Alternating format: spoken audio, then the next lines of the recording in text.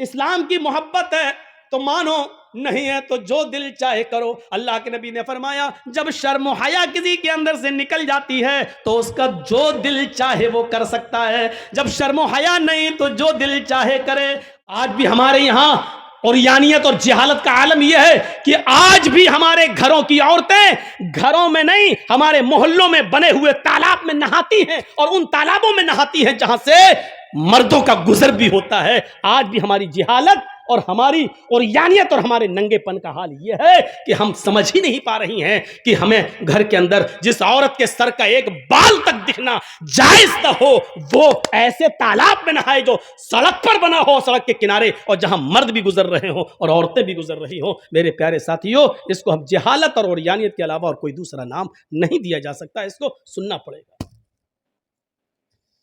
پرمپرا کہہ لو، رواج کہہ لو، لیکن پرمپرا اور رواج جب غلط ہو تو اس کو بدلنا چاہیے، اس کو چینج کرنا چاہیے۔ یہ بھی عبادت کا ایک حصہ ہے۔ آج بدامنی کیوں ہے؟ عورت جتنا پردے میں رہے گی امن رہے گا، عورت جتنا بے پردہ رہے گی امن بھنگ ہوگا، شانتی بھنگ ہوگی۔ اور آج دیکھ لیجئے شانتی بھنگ ہونے کی وجہ کیا ہے؟ عورت کا ننگا پن، عورت کے کپڑے، عورت کا بیہودہ لباس، عورت کی عریانیت، اور آج کی جوان لڑکیوں کا پہناوا اور ان کی ڈریس۔ میں جانتا ہوں کہ ہماری اس تقریر کو بھی توڑ مروڑ کے پیش کیا جاتا ہے، صاحب عورت کی آزادی چھینی جا رہی ہے۔ وہ مثال میں نے کبھی دی تھی نا، شاید آپ کو یاد ہوگا، بھیڑیے نے بکریوں کو مشورہ دیا تھا کہ تم اپنے مالک کے کھوٹے میں بندھی رہتی ہو، ذرا جنگل میں ٹہل کر دیکھو، کھلی ہوا ہے، فضا ہے، ہر طریقے کا چارہ، سبزی اور ہریالی تمہیں ملے گی۔ بکریوں نے سمجھا کہ ہاں یہ بھیڑیا تو ہمارا ہمدرد ہے، بڑی اچھی بات بتلا رہا ہے۔ ان بکریوں نے اپنے مالک کے خلاف ممیانا شروع کر دیا، میں۔ مالک نے اس بکریوں کے پاس آ کر جائزہ لیا تو پتا چلا کہ یہ بکریاں کھوٹے سے نکلنا چاہتی ہیں۔ ہمیں آزادی چاہیے، ہمیں آزادی چاہیے، ہمیں کھوٹے میں نہیں بندھنا ہے، ہم اس گھر کے اندر نہیں رہ سکتے، ہمیں باہر جانا ہے، جنگل کے اندر ہمیں آزادی ہے، ہر طریقے کا کھانا ہے، ہر طریقے کا چارہ ہے، تم تو ایک ہی قسم کا لاکرم میں کھلاتے رہتے ہو، ہمیں گھومنا ہے، پھرنا ہے۔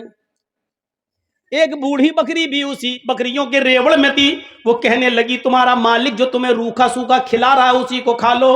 آئے میری بیٹیو، آئے میری بچیو، جنگل کے اندر تمہیں آزادی نہیں ملے گی، یہ خوبصورت آزادی تمہیں دور سے بڑی خوبصورت دکھائی دے گی لیکن اندر سے بڑی گھناؤنی ہے، تم اکتا جاؤ گی، تم کوفت ہو جاؤ گی، تم پریشان ہو جاؤ گی۔ ان تمام بکریوں نے اس بوڑھی بکری سے کہا ماں تم اپنا منہ بند کرو، چپ رہو، تم تو بڈھی ہو چکی ہو، تم تو اپنی زندگی جی چکی ہو، 1-2 مہینے کی اور مہمان ہو، ہم سے ہماری زندگی کا حق کیوں چھین رہی ہو؟ ہمیں بازار، ہمیں گاؤں میں، ہمیں جنگلوں میں گھومنے دو۔ وہ کھوٹا توڑنے لگی، رسیاں توڑنے لگی، جب کام نہیں چلا تو بھوک ہڑتال کر دیتی ہیں بکریاں، مالک جو کھلائے گا کھائیں گے ہی نہیں۔ مالک نے سوچا کہ ان کے بھوکا مرنے سے بہتر ہے ان بکریوں کو ان کی آزادی دے دی جائے جو مانگ رہی ہیں۔ مالک کو رحم آ گیا اور مالک نے ان بکریوں کی رسی کو ڈھیلا کر کے چھوڑ دیا۔ چھلانگ لگاتی ہوئی، پھلانگتی ہوئی یہ بکریاں جنگل کے اندر جاتی ہیں، جنگل کے اندر یہ بکریاں جاتی ہیں، ٹہلتی ہیں، بڑی کھلی ہوا آ رہی ہے، دیکھو یہ کیسی ہریالی لگی ہے، ہم یہ کھائیں گے وہ کھائیں گے، یہاں آرام سے گھومیں گے پھریں گے۔ بوڑھی بکری اپنے مالک کو چھوڑ کر نہیں جاتی ہے، 1 مہینے کی ہی زندگی صحیح لیکن خیر و عافیت کے ساتھ تو رہے گی۔ جیسے یہ بکریاں اپنے مالک کی آزادی اس کے کھوٹے سے بندھن چھڑاتی ہیں اور جنگل میں جاتی ہیں، جو بھیڑیے آزادی بکریوں کی بات کر رہے تھے، جنگل کی کھلی فضاؤں میں گھومنے کی بات کر رہے تھے، وہیں پہاڑی کے دامن میں وہی بھیڑیے چھپے ہوئے تھے۔ انہوں نے ان بکریوں کو کھلا جنگل میں گھومتا ہوا دیکھا تو وہ بھیڑیے ان کے اوپر ٹوٹ پڑے اور ان بکریوں کو کھا گئے، ان بکریوں کو پھاڑ ڈالا، سب نے ان کو نوچ ڈالا۔ آج جو عورتوں کی آزادی، ان کو گھروں سے نکال کر آزادی کی بات کر رہے ہیں، یہ وہی بھیڑیے ہیں جنگل کے، یہ وہی بھیڑیے ہیں جنگل کے۔ ان عورتوں کو اتنا آزادی دے دی جائے گی تو یہی بھیڑیے ان کو نوچ ڈالیں گے، کھا ڈالیں گے۔ دیکھ لیجئے کیسے کیسے واقعات سامنے آتے ہیں کہ فلاں منتری نے فلاں کی لڑکی کے ساتھ بلاತ್ಕಾರ کیا ہے، اس کے باپ نے کورٹ میں مقدمہ دائر کیا، گواہی دینے جا رہا ہے تو باپ کو بھی راستے سے ہٹا دیا، جو اس لڑکی کے فیور میں گواہی دینے جانا چاہتے تھے اس کی ان گواہوں کو بھی مروا دیا۔ آج دیکھ لیجئے میرے پیارے ساتھیوں، یہ واقعات آپ کو بہت آسانی کے ساتھ سننے کو مل جائیں گے، پڑھنے کو۔ جو آزادی نسواں، عورتوں کی آزادی کا نعرہ لگاتے ہیں، وہی چھپے ہوئے بھیڑیے ہیں جو ان عورتوں کی آزادی کا ناجائز فائدہ اٹھاتے ہیں۔ ورنہ بتاؤ کون سا ڈپارٹمنٹ آج ایسا ہے جو بدنام نہ ہو، اور جہاں لڑکیوں کو ان کی مرضی کے مطابق اگر کوئی سروس یا کوئی نوکری ملتی ہے اور ان کا جسم صحیح سلامت رہتا ہو، کوئی ایک ڈپارٹمنٹ بتا دو جہاں ان کو ان کی مرضی کے مطابق ڈپارٹمنٹ ملنے کے لیے ان کے جسم کا سودا نہ کیا جاتا ہو، اور اس معاملے میں فلمی دنیا سب سے زیادہ بدنام ہے۔ میرے پیارے ساتھیوں، یہی وہ آزادی ہے جو تم مانگ رہی ہو، اور یہ وہی بھیڑیے ہیں جو تمہاری آزادی کی فکر کر رہے ہیں اور تمہیں حق دلانا چاہتے ہیں۔ میرے اس معاملے کو ہماری ماں اور بہنوں کو سوچنا پڑے گا اور سمجھنا پڑے گا۔ اسلام نے تمہیں جتنی آزادی دی ہے اتنی کافی ہے، اور جتنا تمہیں کسی بندھن میں رکھا ہے وہ تمہاری حفاظت کے لیے، تمہاری قیمتی چیز کی حفاظت کے لیے۔ ذرا تصور کرو، تمہاری وہ قیمتی چیز ہے، اس قیمتی چیز کی حفاظت کے لیے اللہ کے نبی نے یہ اصول بنا دیا کہ اگر کسی کی ماں، کسی کی بہن، کسی کی بیٹی گھر کے اندر موجود ہے اور اس کے دروازے بند ہیں، پھر بھی کوئی سوراخ سے جھانک کر تمہارے گھر میں تمہاری ماں، بہن، بیٹی کی عزت و آبرو کو دیکھنا چاہتا ہے، اور تمہاری نظر اس کی اوپر پڑ جاتی ہے کہ کوئی ہے جو ہمارے بند دروازے اور بند کھڑکیوں کے باوجود ہمارے گھر کی جاسوسی کر رہا ہے، ہماری ماں، بہن، بیٹی کو تک رہا ہے، تو اس آدمی کو حق دیا ہے کہ وہ دروازہ کھولے، چاقو یا چھری لے کر آئے اور گھر کی جاسوسی کرنے والے، تاک جھانک کرنے والے کا مرڈر کر دے، اس کو قتل کر دے، تو قتل کرنے والا گناہگار نہیں مانا جائے گا۔ ہم بھارتی لاء کے حساب سے بات نہیں کر رہے ہیں، ہم اسلام کی پیرائی میں بات کر رہے ہیں۔ ذرا تصور کرو کہ وہ کتنی قیمتی چیز ہے جس کے لیے اسلام اس بات کی اجازت دیتا ہے کہ اگر اپنی ماں، بہن، بیٹی کی عزت و آبرو کے بچانے کے لیے اگر تم کسی کا مرڈر کرتے ہو، قتل کرتے ہو، تو تم قاتل نہیں لکھے جاؤ گے، اور اگر جواب میں اس نے تمہیں مار دیا تو تم شہید کہلاؤ گے۔ ذرا تصور کیجیے کہاں ہیں ہم۔ تو منافقوں نے کون سا لفظ استعمال کیا تھا؟ عورت۔ ان بیوتنا عورت، ہمارے گھر ننگے ہیں۔ آئیے، قرآن نے جو پردہ بتایا ہے، قرآن نے جو پردہ بتایا ہے، جن لوگوں سے پردہ بتایا ہے، وہ ایک لمبی لسٹ ہے کہ ان سے پردہ، ان سے پردہ، ان سے پردہ، ان سے پردہ، اور جن سے پردہ نہیں ہے اس کی بھی ایک لمبی لسٹ ہے، ان سے پردہ نہیں، ان سے پردہ نہیں، اس میں باپ بھی شامل ہے، سسر بھی شامل ہے، ان سے پردہ نہیں ہے۔ اسی طریقے سے ساس کا داماد سے پردہ نہیں ہے۔ پوری ایک لسٹ ہے قرآن کی۔ اس لسٹ کو بتاتے بتاتے قرآن کریم میں یہ آیت بھی موجود ہے، اب الطفل الذی لم یظہروا علی عورات النساء، یہاں پر بھی عورات کا لفظ استعمال ہوا ہے، یہاں پر بھی عورت کا پلورل عورات یوز کیا گیا ہے۔ اب الطفل الذی لم یظہروا علی عورات النساء، طفل کہتے ہیں چھوٹے سے بچے کو، طفل جو بچہ بھی گھٹنوں کے بل چلتا ہے یا اٹھ کے چلتا ہے، 5-6 سال کا ہے، چل رہا ہے، اٹھ رہا ہے، قرآن اس بچے کے بارے میں کہہ رہا ہے، اے عورتوں، اے خواتین، اے میری بندیوں، تم ان سے پردہ نہیں کر سکتی ہو۔ سسر سے پردہ نہیں ہے، شوہر سے پردہ نہیں ہے، بیٹے سے پردہ نہیں ہے، ان سے پردہ نہیں ہے۔ اب الطفل الذی لم یظہروا علی عورات النساء، تمہیں پردے میں چھوٹ دیتے ہوئے ان بچوں کو سے بھی پردہ نہ کرنے کی چھوٹ دی جا رہی ہے کہ تم ان بچوں سے بھی پردہ نہیں کر سکتی ہو۔ علی عورات النساء، جو ابھی عورتوں کے پردے، ان کی ستر، ان کی شرمگاہ اور ان کے ننگے پن کے بارے میں نہیں جانتے، یعنی ان بچوں سے بھی پردہ نہیں ہے جن کو ابھی عورت کے خفیہ اندرونی معاملات کے بارے میں جن کو علم نہیں ہے، ان بچوں سے بھی پردہ کی چھوٹ ہے، تم ان سے بھی پردہ نہیں کر سکتی ہو، کوئی گناہ نہیں ہے۔ تو بتانے کا مقصد یہ تھا کہ یہاں کیا استعمال کیا گیا؟ عورت کا پلورل عورات، یعنی ان سے بھی پردہ نہ کرو، کھلے، ان کے سامنے بھی کھلے عام آ سکتی ہو، ان کو اپنی گود میں بٹھا سکتی ہو، اور چھوٹے چھوٹے بچوں کو اپنی گود میں لے کے تم ان کو بھی چوم سکتی ہو, بوسہ لے سکتی ہو, کوئی حرج کی بات نہیں ہے. چھوٹے چھوٹے بچوں سے تم ہاتھ بھی ملا سکتی ہو, مصافحہ بھی کر سکتی ہو. یہ ہے اسلام. آئیے ایک حدیث بتاتا ہوں آپ کو. اللہ کے نبی صلی اللہ علیہ وسلم مسجد کے اندر داخل ہوئے, مسجد نبوی, اپنی مسجد.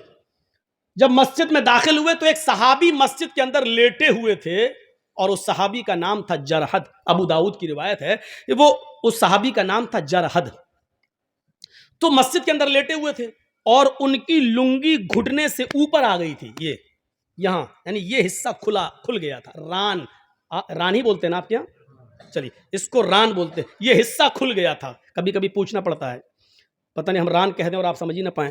تو گھٹنے سے اوپر کا حصہ ہے یہ ران کھل گیا. سو رہا ہے, سوتا مرتا برابر, اور ران کھل گئی. اللہ کے نبی جب داخل ہوئے تو آپ کی نظر اس ران پہ پڑ گئی. فوراً نگاہ نیچی کر لی. سوچئے ران, ہم کیا کیا پہن کے نہاتے ہیں, کیا پہن کے ہم کھیلتے ہیں, کیا پہن کے ہم ٹرینوں میں سفر کر رہے ہیں. آج بہت سے لوگوں کو دیکھو اتنا انڈر ویئر پہنا, ٹرین میں بھی سفر کر رہے ہیں, پتہ نہیں کیا. آج اتنا پہن کے لوگ کرکٹ بھی کھیل رہے ہیں. ارے مرد تو مرد, اتنا کپڑا عورتیں بھی پہن کے کھیل رہی ہیں. اولمپک دیکھ لو, ٹینس دیکھ لو. اب نام نہیں لوں گا میں, ضروری نہیں سب کا نام لیا جائے, اور نام لینے کی ضرورت کیا ہے. اسلام تو علی الاعلان ایک حکم نافذ کرتا ہے, وہ کسی کے اوپر بھی جا سکتا ہے. تو اس صحابی کی جب ران کھل گئی تو اللہ کے نبی صلی اللہ علیہ وسلم نے ان کو آواز دے کے اٹھایا, جرحد جرحد جرحد. حضرت جرحد اٹھے کیا, تو آپ نے جو جملہ کہا, اما علمت ان الفخذ عورت, دیکھیے جملہ اور اس پہ لفظ کیا, عورت. ان الفخذ عورت, اے جرحد اما علمتا, کیا تمہیں نہیں معلوم, اما علمتا کیا تمہیں پتا نہیں ہے, اما علمتا کیا تمہیں یہ بات نہیں بتائی گئی, کیا تم اس بات سے واقف نہیں ہو, کیا اس بات سے تمہیں خبردار نہیں کیا گیا, کیا تمہیں نہیں معلوم ان الفخذ عورت, کی ران بھی برہنہ ہے, ران بھی ستر ہے, ران بھی ننگے پن میں شامل ہے, یعنی ران کو بھی چھپایا جائے گا. ان الفخذ عورت, یہ ران بھی چھپانے کی چیز ہے, ستر ہے. اب سوال یہ پیدا ہوتا ہے, گھٹنے سے اوپر کا حصہ کھل جائے تو وضو ٹوٹتا ہے یا نہیں ٹوٹتا ہے, یہ ایک الگ مسئلہ ہے. ران کھل جانے سے یا گھٹنے کا اوپر کا حصہ کھل جانے سے وضو نہیں ٹوٹتا ہے. یہ بات یاد رکھیے گا. بہت سے لوگ ران کھل گئی, لنگی اوپر ہو گئے, وضو کر. بھائی تیرے باپ کے فتوے کہاں سے لایا تو؟ وضو جن چیزوں سے ٹوٹتا ہے اس کی ایک لسٹ بتا دی اللہ کے نبی صلی اللہ علیہ وسلم نے, 7 چیزوں سے, ان کو دہرانے کی ضرورت نہیں, سب کو معلوم ہے. ان میں ران کا کھل جانا بھی شامل, ران کا کھل جانا شامل نہیں ہے. ران جو کھل جائے ہاں, لیکن کھلنا نہیں چاہیے. اس کا پردہ ہے ناف سے لے کر گھٹنے تک. دیکھیے یہ جو ناف ہے, نابھی جس کو بولتے ہیں آپ لوگ, ناف سے لے کر گھٹنے تک اتنا حصہ مرد سے بھی چھپائے گا, اور اتنا حصہ عورت سے بھی چھپائے گی. یاد رکھیے گا, ناف سے لے کر گھٹنے تک کا حصہ یہ مرد کو مرد کا بھی نہیں دیکھنا چاہیے, اور اتنا ہی حصہ عورت کو عورت کا بھی نہیں دیکھنا چاہیے. عورت کا عورت سے اتنا پردہ ہے, اور مرد کا مرد سے بھی اتنا پردہ ہے. مرد کسی مرد کی ران پر نظر نہیں ڈال سکتا, عورت کسی عورت کی ران پر نظر نہیں ڈال سکتی. جو کھیل رہی ہیں ان کے بارے میں کیا کیا جائے, فیشن شو میں جو آ رہی ہیں اب کیا کیا جائے, ٹی وی سیریلوں میں جو یہ سب پہن کے آ رہی ہیں ان کے بارے میں کیا کیا جائے. تو آپ نے کہا اما علمت ان الفخذ عورت, اے جرحد کیا تمہیں معلوم نہیں کہ ران بھی عورت ہے, ران بھی ستر ہے, اس کو بھی چھپایا جائے گا. کتنا کلیئر کر دیا ہے. اب کیا رہ جاتا ہے, کیا رہ جاتا ہے. عورت کا معنی کیا ہوتا ہے, چھپائی جانے کی چیز, یعنی پردہ. عورت کا معنی ہی ہے ستر, عورت پردہ کرے گی. اللہ کے رسول صلی اللہ علیہ وسلم نے ایک حدیث کے اندر کہہ دیا, المرأۃ عورۃ, عورت ہے. لو یہ 2 بار عورت ہے, کیا مطلب؟ المرأۃ عربی میں کس کو کہیں گے, عورت, اور عورت. المرأۃ عورۃ, عورت ہے, یعنی عورت پوری کی پوری چھپائے جانے کی چیز ہے. عورت پوری کی پوری ستر ہے, اس کو چھپایا جائے گا, وہ غیر مردوں کے سامنے نہیں آ سکتی ہے.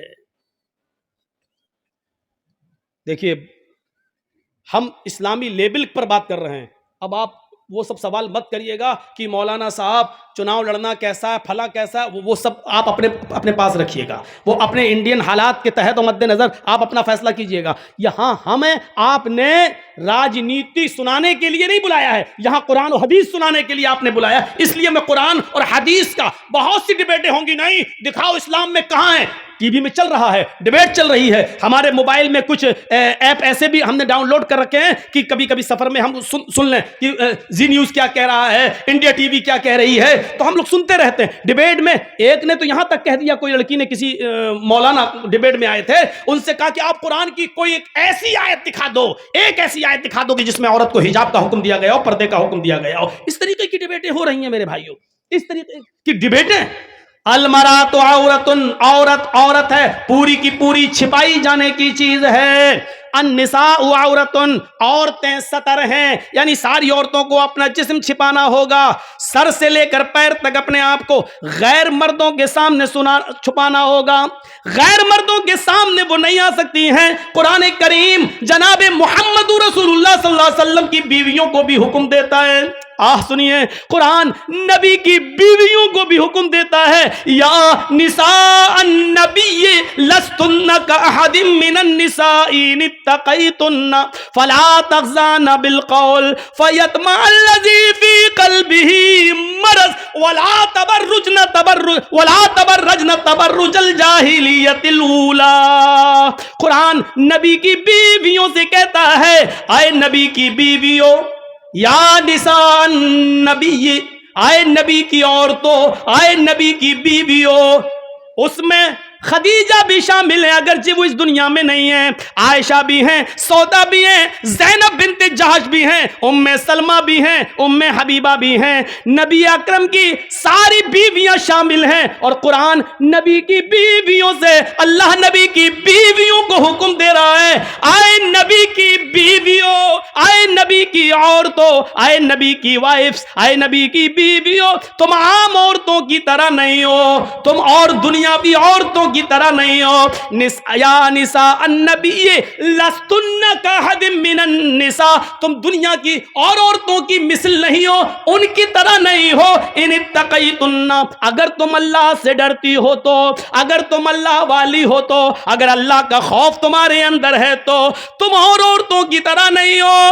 فلا تخضعن بالقول، اے نبی کی بیویوں، اگر تمہارے پاس کوئی آ جائے اور تم سے گفتگو کرنے لگے تو تم ماں ہو سب کی، اس لیے اے نبی کی بیویوں، جب تم سے کوئی آدمی بات کرنا چاہے، گفتگو کرنا چاہے تو تم ان سے گفتگو کر سکتی ہو، بات چیت کر سکتی ہو، لیکن بات چیت کرتے ہوئے تمہارا لہجہ نرم نہیں ہونا چاہیے. فلا تخضعن بالقول، تمہاری بات چیت میں نرمی نہیں ہونی چاہیے، تمہاری بات میں مٹھاس نہیں ہونی چاہیے. جب تم کسی سے گفتگو کرو تو تمہاری آواز میں سریلا پن، میٹھا پن نہیں ہونا چاہیے، بلکہ معمولی سختی ہونی چاہیے، لہجے کے اندر تھوڑا کڑک پن ہونا چاہیے. اگر تم نرمی سے بات کرو گی، اگر تم سویٹ بن کر، سافٹ ہو کر تم کسی سے گفتگو کرو گی، فیطمع الذی فی قلبہ مرض، تو جن مردوں کے دلوں میں بیماری ہے، عشق کا بھوت اور پیار کا بھوت بہت جلدی ان پر چڑھتا ہے. فیطمع الذی فی قلبہ مرض، جن کے دلوں میں بیماری ہے، وہ تمہارے سافٹ آواز سے، وہ تمہاری نرم و ملائم لہجے سے طرح طرح کے خیالات اپنے دل میں پال لے گا، طرح طرح کے وچار اپنے دماغ میں رکھ لے گا، اپنے مائنڈ میں لے آئے گا. اے نبی کی بیویوں، جب تم کسی سے بات کرو تو تمہاری آواز میں نرمی نہیں ہونی چاہیے. فیطمع الذی فی قلبہ مرض، ورنہ بیمار دل والے تمہاری سافٹ سے، تمہارے نرم لہجے سے وہ اپنے دماغ میں، اپنے مائنڈ میں غلط خیالات پیدا کر لیں گے. یعنی شاید یہ سوچ لیں، ہوتا نا کسی نے جی ہاں ہنس کے مسکرا کے تھوڑی سی بات کر لیں تو اب بار بار فون ہوتا ہے، رانگ نمبر لگ گیا. اب ہم کو پڑھا رہے ہو، یہ رانگ نمبر جو بار بار لگ رہا ہے، کیوں لگ رہا ہے؟ کیوں؟ یہ اسی سافٹ پن کا نتیجہ ہے. اگر پہلی بار لڑکی فون اٹھا کے کہتے کون، کیا بات ہے، یہ رانگ نمبر لگا کیسے ہے، کیوں آیا؟ چلو ٹھیک ہے، پہلی بار آ گیا، آئندہ نہیں آنا چاہیے، بس ہو گیا ختم. گالی بھی نہ دو, ہٹ ہٹ چل, یہ بھی مت, یہ کچھ کہنے کی ضرورت نہیں ہے, بس آواز میں تھوڑی سی سختی ہو, نرم لہجہ نہ ہو, دوبارہ آپ کے پاس فون نہیں آئے گا. ارے بڑی ٹائٹ ہے. فَيَطْمَعَ الَّذِي فِي قَلْبِهِ مَرَضٌ, آئے نبی کی بیویوں, اس طریقے کی بات نرم لہجہ نہیں ہونا چاہیے. وَقَرْنَ فِي بُيُوتِكُنَّ, اور اپنے گھروں کو مضبوطی کے ساتھ لازم پکڑ لو. اپنے گھروں سے بلا ضرورت تم باہر نہ نکلو. بہت سخت ضرورت ہو, بیمار ہو, ڈاکٹر کو دکھانے جانا ہے تو آپ جا سکتی ہو. اب ہر سنڈے کو ہی نہیں جاؤ, ہر سنڈے کو اپنے مائکے جانا ہے. آج کل سوشل میڈیا پہ بڑے بڑے وہ آ جاتے ہیں نا کبھی کبھی لطیفے, سنڈے کو شاپنگ, ہفتے کو ہم بازار جائیں گے, سنڈے کو اماں کے ہاں جائیں گے, منڈے کو فلاں جگہ جائیں گے. ہیں اپنے پتی سے کہتی جا رہی ہے, پتی نے سب سن لیا, اب کہنے لگا جی جمعے کو میں مسجد جاؤں گا. بیوی بولی وہ کیوں؟ کہا بھیک مانگنے. جب 6 دن تمہارے ساتھ اتنی جگہ جاؤں گا تو پھر اب رہ کیا گیا؟ 7واں دن اب ہے تو اب مسجد چلا جاؤں گا, کٹورا لے کے بھیک مانگوں گا. 6 دن کا حساب تم نے جڑا دیا, 1 دن کا ہم نے جڑا دیا, اب رہ کیا گیا؟ جمعہ بچا تو ہم مسجد میں چلے جاتے. حقیقت ہے کہ اتنے دنوں میں تو ہوئی. عجیب حالات ہیں. ہماری ماں بہنوں کو ایک تو اپنی زبان پر لگام دینا ہوگا, بولتی بہت ہے, کچر کچر کچر کچر کچر, رک نہیں سکتی. شاید آپ نے سنا ہوگا کہ آم کے پیڑ کے نیچے 2 عورتیں باتیں کر رہی تھیں, اچانک ایک آم ٹوٹ کے گرا. تو ایک عورت دوسری سے کہنے لگی ارے یہ اوپر سے کیسے گر گیا؟ دوسری کچھ بتانے ہی والی تھی کہ آم خود بول بیٹھا, تم دونوں کی باتیں سن کر میں پک گیا اس لیے گر گیا. تم دونوں کی چیچے میں سن کر میں پک گیا اس لیے گر گیا. پکنے کے بعد ہی آم گرتا ہے کہ میں پک گیا گر گیا. تو اتنا بھی کچر کچر نہیں ہو کہ دوسرا آدمی پک جائے اور بول پڑے. تو ایک تو اپنی آواز پر کنٹرول کرنا ہوگا, اور ایک اس چیز پہ کنٹرول کرنا ہوگا وَقَرْنَ فِي بُيُوتِكُنَّ, اپنے گھروں کو لازم پکڑ لو, مضبوطی کے ساتھ پکڑ لو.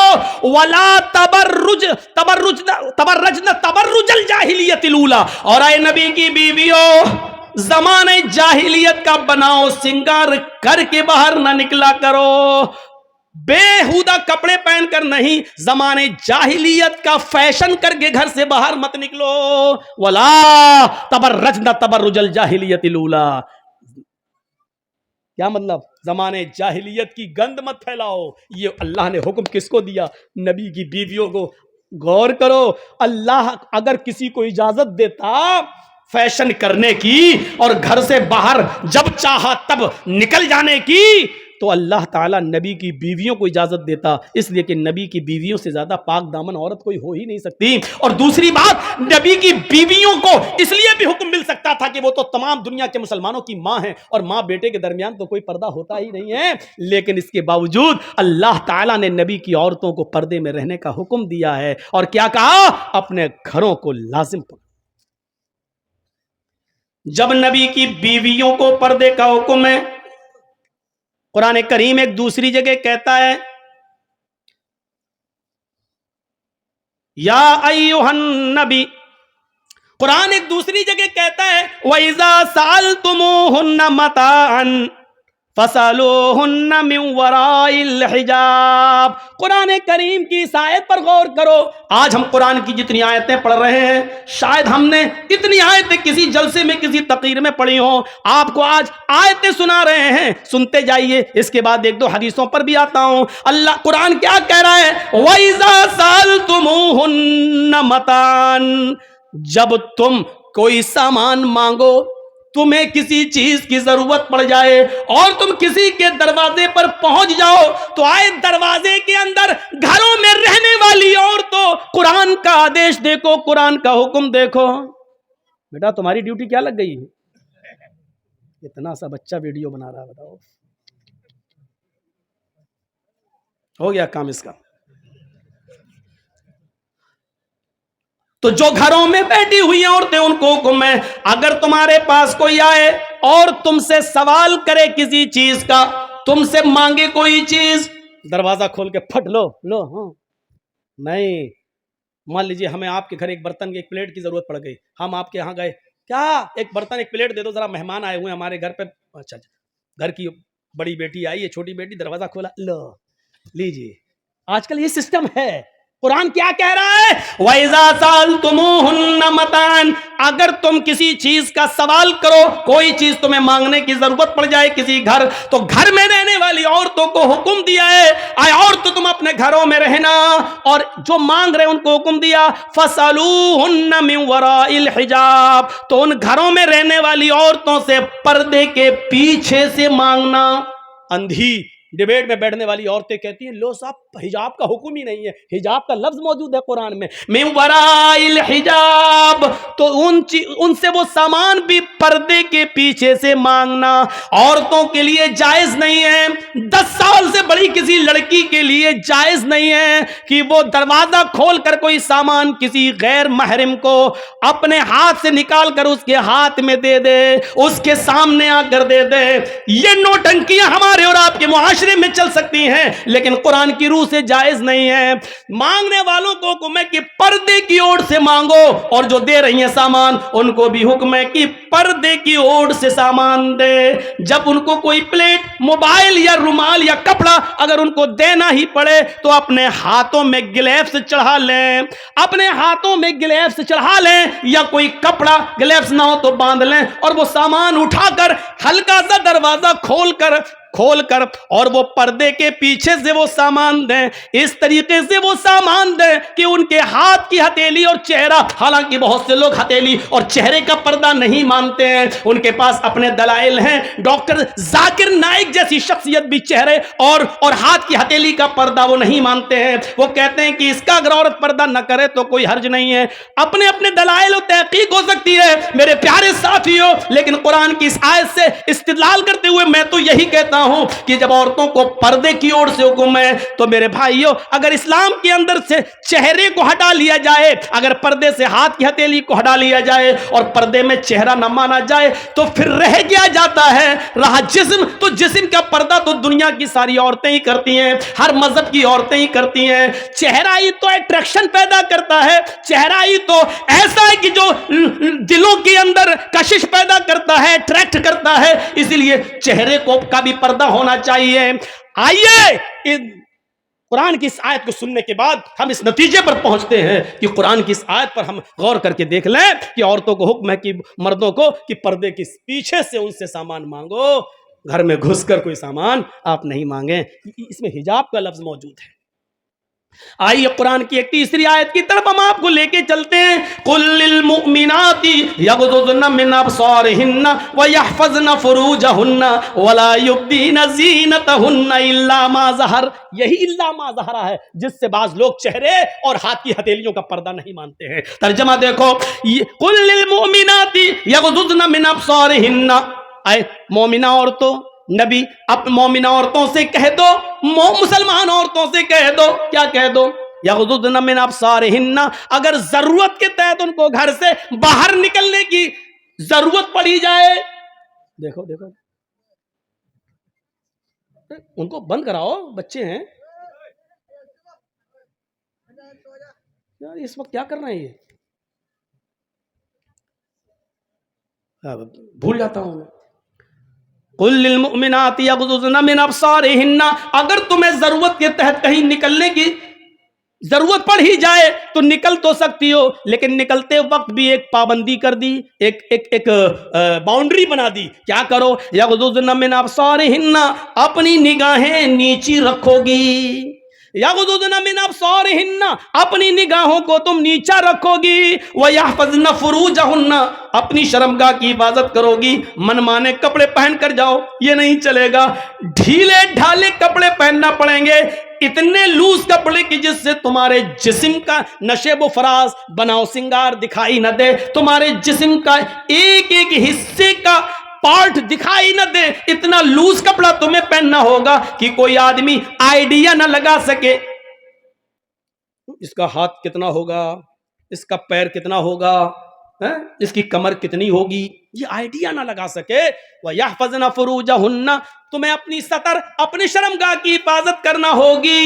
وَلَا يُبْدِينَ زِينَتَهُنَّ، جتنا بھی زیب و زینت، جتنا بھی بناؤ سنگار، جتنی بھی لپسٹک، جتنی بھی کریم، جتنی بھی پاؤڈر، جتنا بھی زیور اور جتنا بھی خوبصورت اور اٹریکٹ کرنے والے کپڑے تمہیں پہننا ہو اپنے گھر میں پہن سکتی ہو, اپنے شوہر کے سامنے پہن سکتی ہو, جتنی کریم لپسٹک لگا سکتی ہو لگا لو, جتنا میک اپ کرنا چاہو کر سکتی ہو, لیکن جب ضرورت کے تحت گھر سے باہر نکلو تو وَلَا يُبْدِينَ زِينَتَهُنَّ, تو تمہارے بناؤ سنگار, تمہاری زیب و زینت غیر مردوں کے سامنے ظاہر نہیں ہونی چاہیے, غیر مردوں کے سامنے نہیں آنی چاہیے.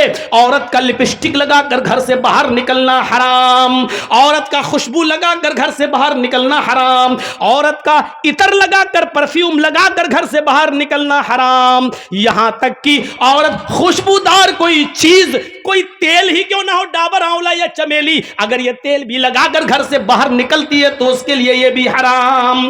میں حرام بول رہا ہوں, ناجائز نہیں, حرام, تاکہ ہمیں سمجھ میں آ سکے کہ ہماری کلچر کیا ہونا چاہیے اور اسلام میں کتنا زبردست عورت کو رکاوٹ ہے کہ تم یہ چیزیں گھر سے باہر لگا کر نہیں. ہاں اپنے گھر میں رہو تو پوری بوتل اڑٹ لو عطر کی, کوئی منع نہیں کر رہا. گھر میں جو چاہو وہ پہنو, کوئی منع نہیں کرتا تمہیں, پہنو نہ پہنو کوئی فرق نہیں پڑتا. کلیئر, گھر کے اندر وہ بھی صرف شوہر کے سامنے. آج کل تو جوائنٹ فیملی رہتی ہے, اب یہ تھوڑی کہا دیا جائے گا کہ جوائنٹ فیملی میں بھی جہاں سسر رہتا ہو, دیور رہتا ہو, جیٹ رہتا ہو, ادھر بھی پہن سکتے. نہیں, گھر کا مطلب شوہر والا روم, گھر کا مطلب خاص وقت اور خاص ٹائم. اب بھائی اس سے زیادہ تو ہم بولیں گے تو آپ کہو کہ بڑا بیہودہ مولوی ہے, اس مولوی کو اب یہ باتیں یاد آ رہی ہیں, اس سے زیادہ تو ہم نہیں جا سکتے. کیا کہا, وَلَا يُبْدِينَ زِينَتَهُنَّ, اور اپنے بناؤ سنگار کو غیر مردوں کے سامنے ظاہر نہ کریں, إِلَّا مَا ظَهَرَ مِنْهَا, مگر جو خود بخود ظاہر ہو جائے. اب خود بخود ظاہر ہونے کا مطلب کیا ہے, عورت بیچاری پلیٹ اتار رہی ہے اوپر سے, کمرے میں آپ اور آپ کا دوست بیٹھا ہوا ہے, لیکن بیوی پردہ اردہ کر کے آئی, سب کچھ آئی, اب وہ پلیٹ اتار رہی ہے اوپر سے, اب اس کی آستین سرک کے ادھر آ گئی, مطلب پہنے ہوئے قمیص سرک کے ادھر آ گئی, تو یہ خود بخود ظاہر ہو گیا.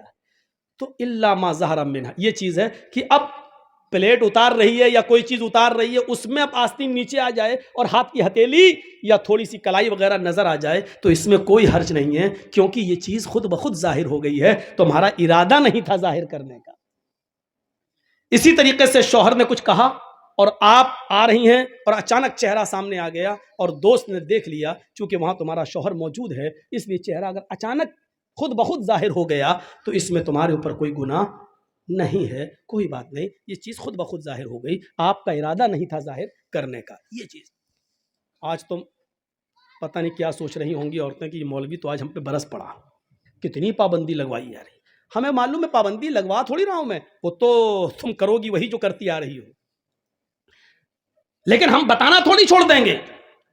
وَيَا إِلَّا مَا ظَهَرَ مِنْهَا, اس کے بعد دیکھیے کیا کہا گیا, آئے نبی مومنہ عورتوں سے کہہ دو کہ وہ نگاہیں نیچی رکھ کے اپنے سطر کی شرمگاہ کی حفاظت کریں اور اپنے بناؤ سنگار کو غیر مردوں کے سامنے ظاہر نہ کریں, مگر وہ جو خود بخود ظاہر ہو جائے. وَلْيَضْرِبْنَ بِخُمُرِهِنَّ عَلَى جُيُوبِهِنَّ, آج یہ بہت بڑی برائی ہماری نوجوان لڑکیوں میں آ گئی ہے. اب وہ دوپٹہ لے کر نہیں چل رہی ہیں, دوپٹہ بھی آج کل رکھا رہ گیا گھر میں, آج کل صرف شلوار قمیض پہنی اور نکل گئی, اب دوپٹہ ان کے گلوں سے ہٹ گیا, ان کے سروں سے ہٹ گیا. قرآن کہہ رہا ہے جب وہ نکلے ضرورت کے تحت بھی کہیں جائیں تو وَلْيَضْرِبْنَ بِخُمُرِهِنَّ عَلَى جُيُوبِهِنَّ, تو وہ اپنے سینوں پر اپنی اوڑھنیوں کو ڈال لیں, اپنے دوپٹوں کو, کسی موٹی چادر کو وہ اپنے سینوں پر ڈال لیں. وَلْيَضْرِبْنَ بِخُمُرِهِنَّ, خمار دوپٹے کو اوڑھنی کو کہتے ہیں اور اسی کا پلورل خمر استعمال ہوا ہے. وہ اس سے اپنا سینہ ڈھانک لیں, وہ کوئی موٹی چادر اپنے جسم پر اوڑھ لیں, اپنے سینوں پر. جیوب, جیب کہاں ہوتی ہے؟ اب ہوتی تو اندر بھی ہے, پینٹ کے اندر بھی کوئی رکھ لیتا ہے, لیکن اصل میں جیب یہی ہوتی ہے. جیسے ہم لوگ یہ موبائل رکھے ہوئے ہیں تو اصل جیب یہی ہے جو سینے پر. تو جیب کا مطلب سینہ. قرآن نے عورتوں کے سینے کے لیے ایک لفظ استعمال نہیں کیا بلکہ جیب کی جمع جیوب استعمال کی ہے, پاکٹ کی جمع پاکٹس استعمال کر دی ہے کہ, اور ظاہر بات ہے کہ دوپٹہ جیب میں تھوڑی رکھا جائے گا, قرآن یہ تھوڑی کہہ رہا کہ دوپٹہ اٹھاؤ جیب میں رکھ لو، نہیں، اعلیٰ جیوبہن، چونکہ جیب سینے پر ہوتی ہے اس لیے اس کا ترجمہ یہ کیا جائے گا کہ عورتوں کو حکم دیا جا رہا ہے کہ وہ اپنی اوڑھنیوں کو، اپنی چادروں کو، اپنے موٹے دوپٹوں کو اپنے سینوں پر ڈال لیں۔ آج یہ برائی ہماری ماں بہنوں میں عام ہو چکی ہے، اور خاص طور پر نوجوان لڑکی دوپٹے کو اوڑھنا اپنے لیے آج لعنت سمجھتی ہے کہ تو غلط ہے، کیا دوپٹہ اوڑھیں۔ آج وہ بغیر دوپٹوں کے بازار میں جا رہی ہیں، گھوم رہی ہیں، اسکولوں میں جا رہی ہیں، یہ چیز ٹھیک نہیں۔ یہ آیتیں قرآن کی آپ کے سامنے چیخ چیخ کر کہہ رہی ہیں کہ ہمارا معاشرہ کیسا ہونا چاہیے۔ اللہ کے نبی صلی اللہ علیہ وسلم نے فرمایا ان اول ما یرفع عن هذه الامه الحیاء والامانۃ، قیامت کی جو نشانیاں، سنیے، قیامت کی جو نشانیاں پھیلیں گی، قیامت کی جو علامتیں ظاہر ہوں گی، ان میں سب سے پہلی جو نشانی ظاہر ہوگی وہ یہ ہوگی ان اول ما یرفع عن هذه الامه، اس امت سے، ہمارے مسلمانوں سے، امت محمدیہ سے قیامت کی نشانیوں میں سب سے پہلے جو ظاہر ہوگی، ہماری امت سے سب سے پہلے جو چیز اٹھائی جائے گی، ان اول ما یرفع عن هذه الامه الحیاء والامانۃ، وہ حیا ہوگی اور امانت ہوگی۔ شرم و حیا سب سے پہلے اٹھا لی جائے گی، عورتیں شرم کرنا چھوڑ دیں گی، حیا کرنا چھوڑ دیں گی، ان کے اندر سے شرم و حیا ختم ہو جائے گی۔ آج کل بھابھی دیور سے کہے کون سی شادی پسند کرو گے، لو میرج کہ ارینج میرج، اب شرم کیا رہ گئی ہے؟ جس دیور کو بھابھی کے لیے موت کہا گیا ہو، اور وہی بھابھی دیور کے ساتھ موٹر سائیکل پہ بیٹھ کے کلیہ چک جاتی ہو، تو آپ کیا کہو گے؟ جس بہنوئی کے لیے سالی کے لیے بہنوئی کو موت کہا گیا ہو، وہ سالی اپنے بہنوئی کی موٹر سائیکل پر بیٹھ کر یا گاڑی پر بیٹھ کر مالدہ اور فرکا جاتی ہو یا کلکتہ جاتی ہو، اور تعجب یہ کہ بے شرمی کی حدیں پار کرتے ہوئے اس سالی کا باپ یعنی سسر اپنے داماد کو خود یہ کہتا ہو، اور بیوی اپنی بہن کو اپنے شوہر کے ساتھ خود بھیج دیتی ہو، تو پھر شرم اور حیا رہ کہاں گئی ہے؟ سننا پڑے گا، یہ سخت جملے ہیں، سننا پڑے گا، تمہیں نہیں تمہارے باپ کو بھی سننا پڑے گا، کیونکہ یہ حق، یہ اتھارٹی، یہ پاور مجھے اسلام نے دیا ہے جو مجھ سے کوئی نہیں چھین سکتا ہے۔ میرے بھائیوں، جس طریقے سے دیور کی بائک پر بھابھی کا بیٹھ کر جانا حرام ہے، اسی طریقے سے بہنوئی کے ساتھ سالی کا موٹر سائیکل پر اور گاڑی پر بیٹھ کر اکیلا سفر کرنا بھی حرام ہے۔ دونوں مجرم ہیں، اور اسلام کی نظر میں دونوں غلط ہیں اور دونوں حرام ہیں۔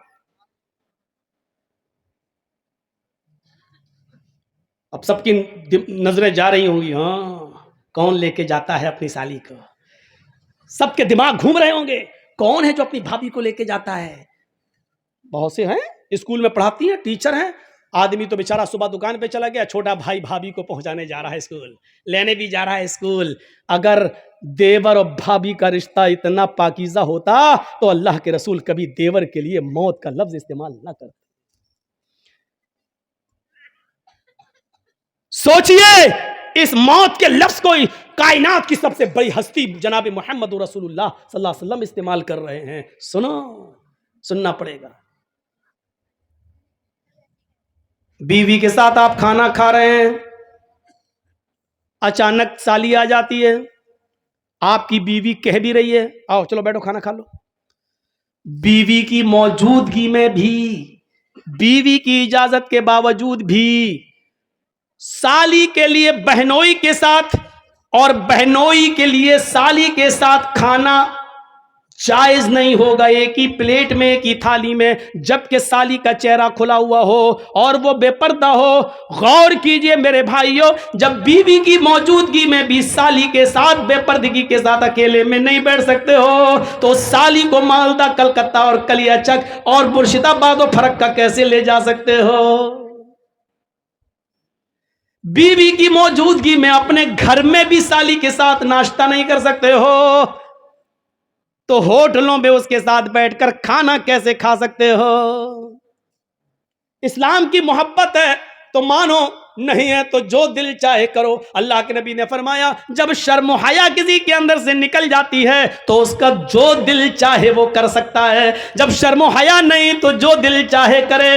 اب اس کے اوپر کوئی چیز نہیں رہ گئی، جب شرم و حیا ہی نہیں رہی۔ اللہ کے نبی چیخ کر کہتے ان اول ما یرفع عن حاذل امت الحیاء والامانۃ، ہماری امت سے سب سے پہلے جو چیز اٹھائی جائے گی وہ حیا ہے، شرم ہے، سب سے پہلے یہ دور کر دی جائے گی۔ آج شرم و حیا بک چکی ہے، نیلام ہو چکی ہے، شرم و حیا نام کی کوئی چیز نہیں رہ گئی ہے، شرم و حیا نام کی کوئی چیز آج باقی نہیں رہ گئی ہے۔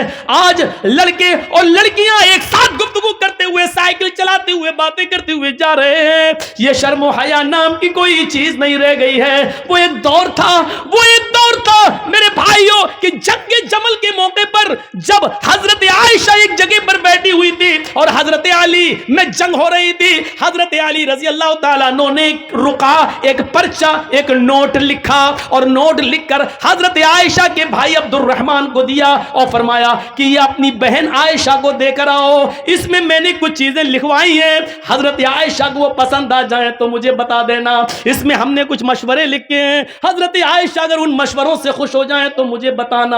اوہ میرے نوجوان ساتھیوں، آئے معظم پور کے لوگوں، آئے اس گاؤں میں رہنے والوں، آئے بنگال سے جڑنے والوں، سنو، حضرت عبد الرحمن حضرت عائشہ کے بھائی حضرت علی کا پرچہ لے کر آ رہے ہیں، گھوڑے پر بیٹھے ہوئے ہیں، گھوڑے کی پیر کی ٹھوکریں دھول اڑا رہی ہیں، اس دھول میں حضرت عائشہ سمجھ نہیں پائیں کہ اس گھوڑے پر بیٹھ کر کون آ رہا ہے۔ حضرت عائشہ نے جلدی سے پردہ کر لیا اور جلدی سے اپنا چہرہ چھپا لیا اور منہ موڑ لیا، اور عبد الرحمن آتے ہیں اور ان کے ہاتھ میں پرچہ دیتے ہیں، لیجئے یہ پرچہ حضرت علی نے دیا ہے۔ حضرت عائشہ نے اس پرچے کو لیا اور پرچہ پڑھنے سے پہلے کہا، اے اللہ یہ کون سا دور آ گیا ہے، اے اللہ یہ کیا زمانہ آ گیا ہے، اب لوگ میرے پاس دلیری کے ساتھ آنا شروع ہو گئے ہیں، اب میرے پاس آنے میں شرماتے بھی نہیں ہیں، اے اللہ یہ کیا دیکھ رہی ہوں میں کہ لوگ اب بالکل نڈر ہو گئے اور لوگ میرے پاس برجستہ آنے لگے ہیں، پہلے آواز دیتے تھے، اپنا نام بتاتے تھے، سب کچھ کہتے تھے، اس کے بعد میرے پاس آتے تھے، اے اللہ اب لوگوں میں اتنی جرات اور بے باکی ہو گئی ہے، اتنی نڈرتا آ گئی ہے کہ اب ڈائریکٹ ہم سے پاس آ گئے اور ہم سے باتیں کرنے لگے ہیں۔ حضرت عبد الرحمن نے جب اپنی بہن عائشہ کے منہ سے یہ جملے سنے تو کہتے ہیں، اے بہن ذرا پلٹ کر دیکھو، میں تمہارا اپنا بھائی عبد الرحمن ہوں، میں غیر نہیں ہوں۔ تب حضرت عائشہ نے پلٹ کر دیکھا تو سامنے ان کے سگے بھائی کھڑے تھے، تب انہوں نے اطمینان کا سانس لیا، تب انہوں نے چین کی سانس لی۔ میرے بھائیوں، حضرت عائشہ کا پردہ کرنا اور اپنے بھائی سے کو پہچان نہ سکیں تو یہ کہنا اب لوگوں میں یہ کتنی دلیری اور بہادری پیدا ہو گئی ہے کہ وہ اب بلا روک و ٹوک میرے پاس آ جاتے ہیں۔ اے اللہ یہ میں کیا دیکھ رہی ہوں، غور کیجئے اس جملوں پر، حضرت عائشہ کی زبان سے یہ نکلنے والے جملے آج ہماری ماں بہنوں کو کیا درس دیتے ہیں۔ آج ان کی جرات و بہادری دیکھو، جس کے ساتھ جائیں چلی جاتی ہیں، جس کے ساتھ جائیں ٹہل لیتی ہے، جس کے ساتھ بیٹھنا چاہے بائک پہ سوار ہو جاتی ہے، جس کے ساتھ جانا چاہے مارکیٹ میں چلی جاتی ہیں۔ ذرا تصور کرو میرے پیارے ساتھیوں، حضرت عائشہ تو اپنے بھائی سے بھی نہیں دیکھ رہی ہیں، جب پتہ چلتا کہ یہ میرے بھائی ہے تب انہوں نے چہرہ کھول کر اپنے بھائی کو دیکھا، کہا کہ اب کوئی بات نہیں، اب شک میرا دور ہو گیا ہے۔ ذرا تصور کیجیے حضرت عائشہ کو یہ بھی پسند نہیں کہ کوئی آئے اور بغیر مجھے اپنا نام بتائے اور بغیر اجازت لیے ہوئے مجھ سے ملے۔ میری ماں بہنوں ہمیں سوچنا پڑے گا کہ یہ سب کیا ہے اور آج ہم کس دلدل میں گھسے ہوئے ہیں۔ ترقی اس کو نہیں کہا جا سکتا ہے جس کو ہم ترقی کا نام دے رہے ہیں، یہ ترقی نہیں ہے جس کو ہم ترقی کہہ رہے ہیں۔ ترقی آپ کو کرنا ہے تو 1400 سال پیچھے کی طرف آپ کو جانا پڑے گا۔ جیسا کہ کل میں نے ایک واقعہ سنایا تھا کہ پاکستان کی ایک لڑکی جس کا نام شہناز ہے، آج بھی وہ پائلٹ ہے لیکن چہرے کا پردہ کرتی ہے اور ہاتھ میں گلیوز پہنتی ہے اور ہوائی جہاز اڑاتی ہے، سعودیہ تک کی دوری طے کرتی ہے۔ اس کو سعودی اور کویت اور دبئی تمام لوگوں نے اس کو دعوت دی، لیکن اس نے کہا نہیں، ہم پاکستان کی لڑکیوں کے لیے عبرت بننا چاہتے ہیں، ان کو یہ سبق دینا چاہتے ہیں کہ ہم پردے کے اندر بھی اگر ترقی کرنا چاہیں تو کر سکتے ہیں، پردہ ہماری ترقی میں رکاوٹ نہیں ہے۔ ذرا تصور کریے یہ کیا چیز تھی، یہ کون سا جذبہ تھا۔ اللہ کے نبی اعلان کر رہے ہیں کہ النساء حبالۃ الشیطان۔ اب کیا رہ جاتا ہے اس حدیث کے بعد، اس جملے کے بعد اب کیا رہ جاتا ہے؟ میری بہنوں برا مت ماننا، اللہ کے نبی نے کیوں کہا ہے؟ النساء حبالۃ الشیطان، عورتیں یہ شیطان کی رسیاں ہیں. نہیں، تمہیں برا نہیں ماننا چاہیے، ساری عورتیں اس میں شامل ہیں. کیا ہماری ماں نہیں ہے؟ کیا جرجیز کی بہن نہیں ہے؟ کیا جرجیز کی ماں نہیں ہے؟ عورتوں میں تو وہ بھی شامل ہے. تو پھر یہ کیوں سمجھتی ہو کہ میں تمہیں کہہ رہا ہوں شیطان کی رسی؟ جہاں اللہ کے نبی صلی اللہ علیہ وسلم نے تمہیں شیطان کی رسی کہا ہے، وہاں یہ بھی فرمایا ہے کہ ان الدنیا کلھا متاع وخیر متاع الدنیا المرأۃ الصالحہ. دنیا ساری کی ساری فائدہ حاصل کرنے کی چیز ہے، اور سب سے بہترین پونجی، سب سے بہترین فائدہ حاصل کرنے کی چیز جس سے فائدہ اٹھایا جائے وہ نیک عورت ہے. غور کرو، یہ بھی کہا جہاں شیطان کا جال کا ہے، شیطان کی رسی کا ہے، وہاں دنیا کی سب سے محبوب چیز بھی تمہیں بتایا ہے. اب دونوں کے فرق کو سمجھو. کیا کہا ہے؟ النساء حبالۃ الشیطان لیصید بها الرجال، لیصید بها الرجال. شیطان کی رسیاں ہیں یہ عورتیں، اور شیطان اسی جال کو ڈال کر، اسی رسی کو ڈال کر مردوں کا شکار کرتا ہے. شیطان جب کسی آدمی کو پھانستا ہے تو اسی شکار کا استعمال کرتا ہے، اسی جال کو پھینکتا ہے، اسی کو خوبصورت بنا کر مردوں کے سامنے پیش کرتا ہے. یہ چیز چیخ چیخ کر اللہ کے نبی نے کہا ہے، اسی کے ذریعے وہ بہکانے کی کوشش کرتا ہے. اور نہیں مانتے ہو تو سنو، بیت المقدس فتح ہو چکا ہے. مسلمانوں نے بیت المقدس کو دیکھنے کے لیے حضرت عمر فاروق کے پاس خبر بھیجی ہے، امیر المومنین بیت المقدس ہم نے فتح کر لیا ہے، آپ آئیے اور آپ 2 رکعت نماز اس میں پڑھا دیجئے تاکہ ہم آپ کے پیچھے نماز پڑھ لیں. بیت المقدس آئیے. حضرت عمر مدینے سے بیت المقدس کی طرف سفر کر رہے ہیں، بیت المقدس کی طرف چل رہے ہیں، بیت المقدس کی طرف جا رہے ہیں، بیت المقدس کی طرف جا رہے ہیں. راستے میں یہودیوں کی بستی پڑتی ہے، عیسائیوں کی بستی پڑتی ہے. راستے میں یہودی بھی ہیں، عیسائی بھی ہیں، ان کی بستی پڑی ہوئی ہے. ان یہودیوں نے اور عیسائیوں نے اپنی اپنی لڑکیوں کو نیم برہنہ، آدھی ننگی لڑکیوں کو اپنے گھروں کی چھتوں پر کھڑا کر دیا ہے، اور یہ کہہ رکھا ہے کہ دیکھو اگر عمر کا کوئی بھی ساتھی تم میں سے کسی کو آواز دے یا اشارے سے بلائے تو تم میں سے کوئی بھی منع نہ کرے، جس کو بلائے وہ اس کے ساتھ چلی جائے. اگر عمر کے کسی ایک آدمی نے تمہارے ساتھ منہ کالا کر لیا، عمر کے کسی ایک ساتھی نے اگر تمہارے ساتھ زنا کر لیا، عمر کے کسی ایک ساتھی نے بھی اگر تمہارے ساتھ جسمانی تعلق قائم کر لیا تو ہم کامیاب ہو جائیں گے. اپنے مقصد میں یہودیوں نے اور عیسائیوں نے اپنی لڑکیوں کو نیم برہنہ اپنے گھروں کی چھتوں پر کھڑا کر دیا. غور کرو، یعنی شیطان نے اپنا جال بچھا دیا صحابہ کو بدنام کرنے کے لیے، صحابہ کو برباد کرنے کے لیے، صحابہ کے ایمان کو جھنجھوڑنے کے لیے، صحابہ کے ایمان کو ختم کرنے کے لیے. ادھر حضرت عمر فاروق کو جب یہ پتا چلا کہ ان یہودی اور عیسائیوں نے ایسا کر لیا تو انہوں نے حکم دیا کہ لوگوں میں پیچھے پیچھے چلوں گا، آگے آگے نہیں. سنو، یہودیوں کی لڑکیاں گندے اشعار پڑھیں گی، اپنی طرف تمہیں بلائیں گی، اپنی طرف تمہیں مائل کریں گی، میک اپ کیے ہوئے ہوں گی اور نیم برہنہ ہوں گی. آئے میرے ساتھیوں، تم لوگوں نے ایک لمبی جنگ لڑی ہے، کئی مہینوں سے تم اپنے گھر نہیں گئے ہو سکتا ہے کہ تم میں سے کسی کو اپنی بیوی کی یاد آ رہی ہو، کیونکہ کئی مہینے تم جنگوں میں رہے ہو اور اپنے بال بچوں سے، اپنی بیوی بچوں سے تم ملے نہیں ہو. اس لیے ہو سکتا ہے تھوڑی دیر کے لیے تمہاری نظریں ان یہودی لڑکیوں پر ٹک جائیں، ان عیسائی لڑکیوں پر ٹک جائیں، اور یہ بھی ہو سکتا ہے کہ نظروں سے نظریں ملیں اور یہ تیر نظروں کے راستے سے دل کے اندر پیوست ہو جائے. کہیں ایسا نہ ہو کہ پھر تم میں سے کوئی غلط کام کر بیٹھے. میں ننگی تلوار لے کر باہر پیچھے پیچھے چلوں گا، اگر تم میں سے کسی ایک کی نظر یہودی کی لڑکی پر اور عیسائیوں کی لڑکی پر پڑے گی تو میری تلوار اس کی گردن کی اوپر چلے گی. تمہارے قرآن کا حکم ہے قل للمؤمنات یغضضن من ابصارهن ويحفظن فروجهن ولا يبدين زينتهن، کہ تم جب بھی بازاروں میں یا کہیں چلو تو اپنی نگاہیں نیچی کر کے چلو. یہ عورتوں کا حکم ہے تو تمہیں بھی حکم ہے قل للمؤمنین یغضوا من ابصارهم. آئے محمد کے ساتھیو، تم بھی نگاہیں نیچی کر کے چلو. تمہیں بھی حکم ہے اپنی نگاہیں نیچی رکھنا اور قرآن کی آیت پڑھتے ہوئے نکل جانا، کوئی کسی کی طرف نظر اٹھا کر نہیں دیکھے گا۔ حضرت عمر نے جب یہ خطبہ دیا، سارے صحابہ نے اپنے دل کی گہرائیوں میں پیوست کر لیا اور چلنے لگے۔ جب چلتے چلتے یہودیوں کی بستی آئی، یہودیوں کی لڑکیاں اور عیسائیوں کی لڑکیاں اس منظر کو دیکھ رہی ہیں، اور جب یہ اس گاؤں سے گزرنے لگے، ان کی چھتوں کے پاس سے گزرنے لگے تو ان کے میک اپ لائٹ مارنے لگے، ان کی خوبصورتی چمکنے لگی، ان کے حسن و جمال انگڑائیاں لینے لگے میرے بھائیوں، اور ساتھ میں سریلی اور میٹھی آواز میں بجنے والے گانوں نے میرے بھائیوں کانوں کے اندر ایک عجیب کھنکھناہٹ پیدا کر دی۔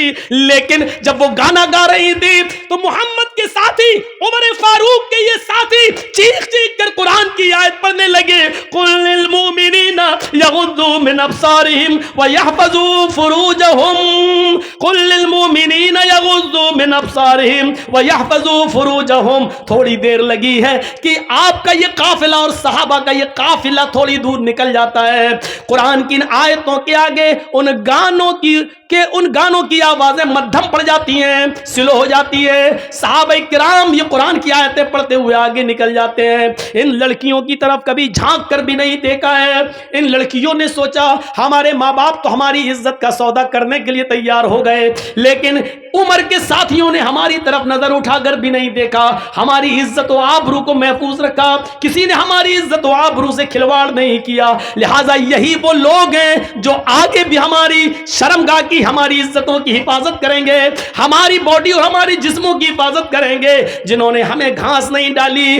اگر ہم ان کی بیوی بن جائیں، ہم ان کی رفیق حیات بن جائیں، ہم ان کی شریک حیات بن جائیں تو یہ ہمارا کتنا احترام کریں گے۔ وہ اپنی چادریں اوڑھ کر، اپنا جسم چھپا کر گھروں کی چھتوں سے نیچے اترتی ہیں اور بھاگتی اور دوڑتی ہوئی جاتی ہے اور کہتی ہیں، اے عمر کے ساتھیو، اے عمر کے ساتھیو، اے امیر المومنین کے ساتھیو، اکیلے کہاں چلے جا رہے ہو؟ ہماری عزت و آبرو کی حفاظت کر کے ہماری طرف نظریں اٹھا کر بھی نہ دیکھے اور چلے جا رہے ہو۔ ہمارے ماں باپ نے تو ہماری عزتوں کا سودا کر دیا تھا، لیکن تم نے ہماری عزت و آبرو کی طرف نظر اٹھا کر بھی نہیں دیکھا۔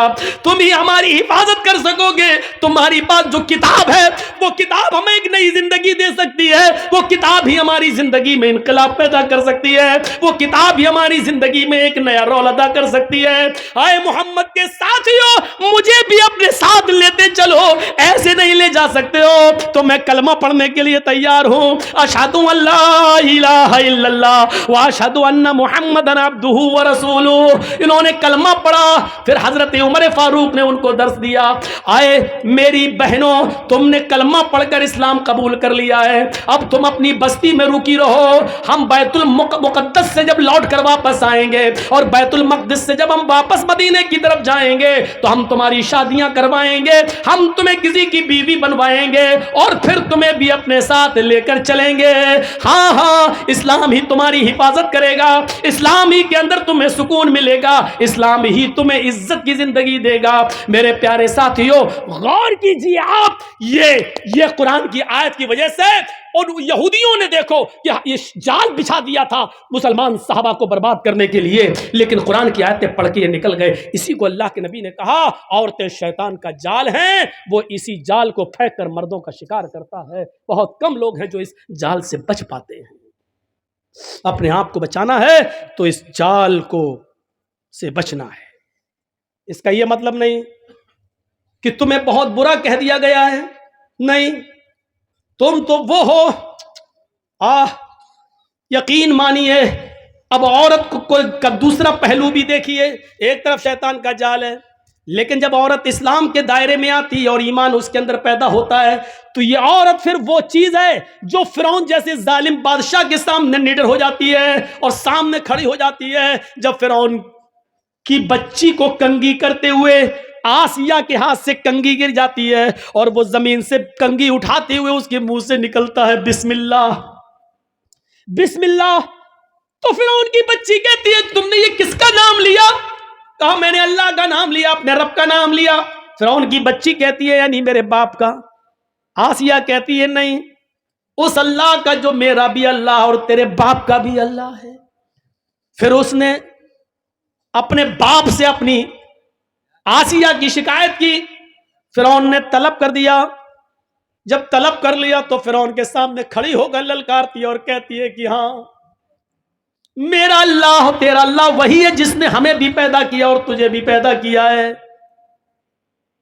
یہ عورت پھر لرزتی نہیں, کانپتی نہیں, ستایا گیا, مارا گیا, لیکن پھر نہیں تبدیل ہوتی ہے.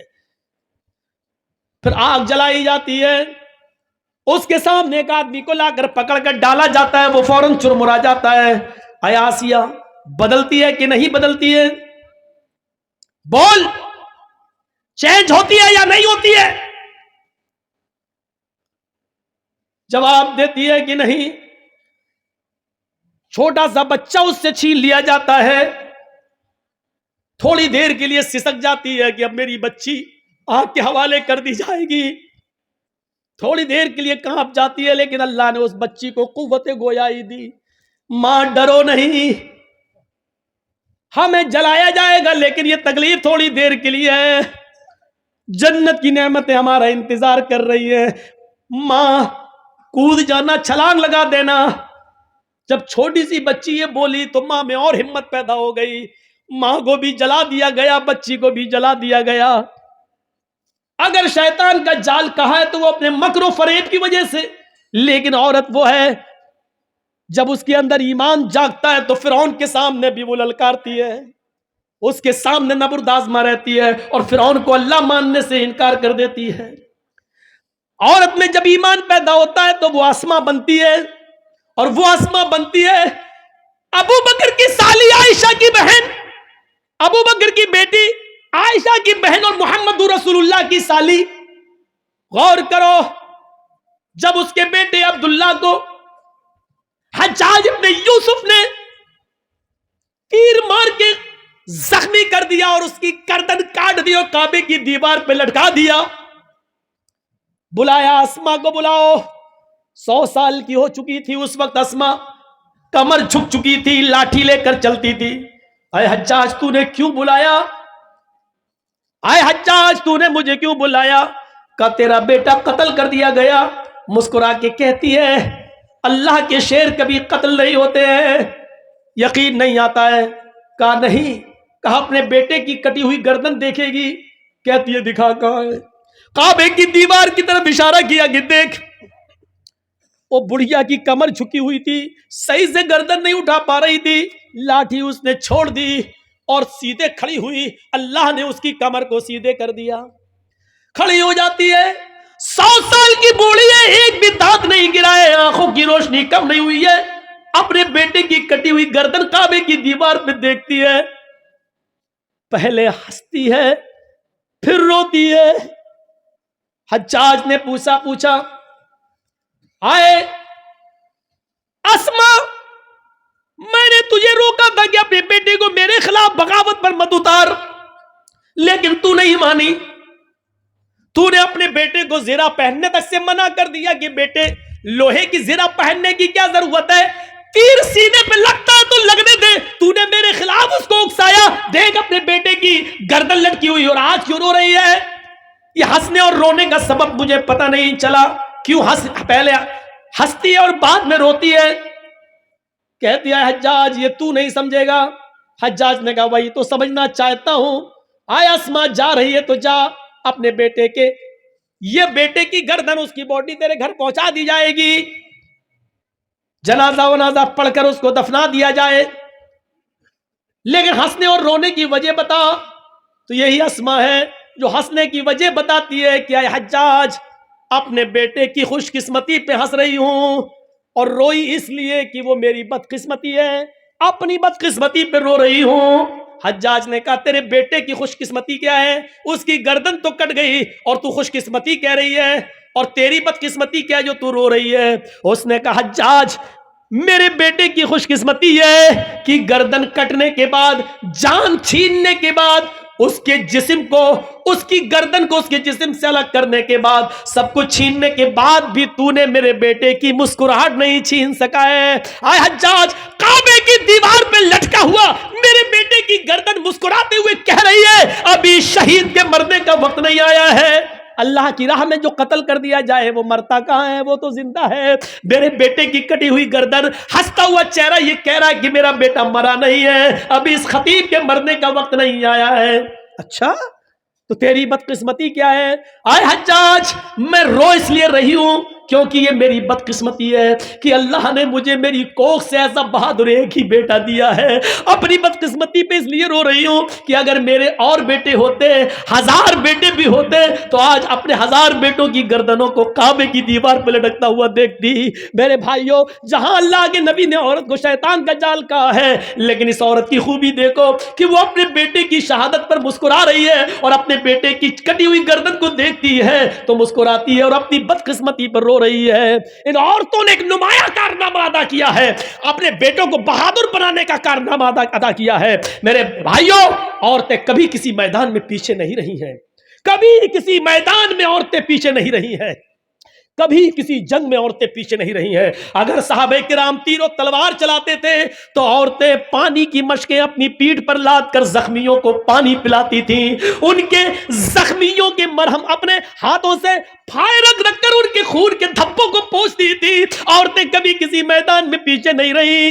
ہاں، بعض عورتیں تو ایسی بھی تھیں جو اللہ کے نبی کے پاس آ کر کہتی تھی، اے اللہ کے نبی، قیامت کے دن یہ مرد جنت میں پہلے جائیں گے، ہم بعد میں، اس لیے کہ آپ نے جہاد کا حکم دیا ہے. یہ مرد بڑھ چڑھ کر حصہ لیتے ہیں، یہ جہاد میں جاتے ہیں، پھر اللہ کی راہ میں قتل کر دیے جاتے ہیں، یہ شہید ہوتے ہیں اور شہید کا درجہ بہت اونچا ہے. اے اللہ کے رسول، ہمیں بھی اجازت دیجئے کہ ہم میدان جنگ میں جائیں، ہم بھی لڑیں اور قتل ہو جائیں اور اللہ مجھے جنت میں جانے کا حکم نافذ فرمائے. عورتوں کا جذبہ دیکھو، عورتیں آتی ہیں اور اجازت مانگ رہی ہیں، لیکن اللہ کے نبی صلی اللہ علیہ وسلم فرماتے ہیں، عورتوں، تمہیں جنگ میں جہاد کی اجازت نہیں دی جائے گی، تم اپنے گھروں میں رہ کر اپنے شوہروں کی خدمت کرو، اپنے بچوں کو پال پوس کر بڑا کرو، تمہیں وہی ثواب دیا جائے گا جو ان مردوں کو، ان صحابہ کو جہاد کا دیا جا رہا ہے.